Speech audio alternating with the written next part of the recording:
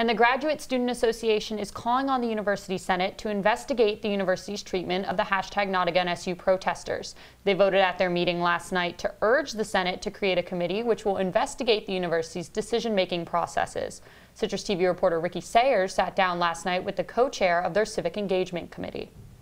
So what the GSO has been trying to do is make sure that the needs and the rights of protesters are protected. We firmly support their right to protest, and we'll do everything to make sure that those rights are protected and that their dignities are protected as well. So what that means in terms of the graduate student strike is to make sure that the university does not retaliate against graduate strikers. That means that they do not lose their jobs, they do not lose their health insurance, they do not feel pressure, they do not feel intimidation from them directed towards themselves or their families.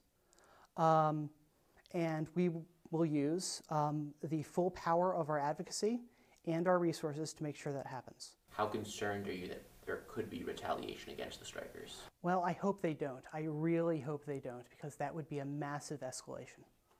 So far as I'm concerned, it is the university's responsibility and not the responsibility of the GSO to make sure that classes are taught. What happened tonight at the meeting? We understand that there was some type of a resolution.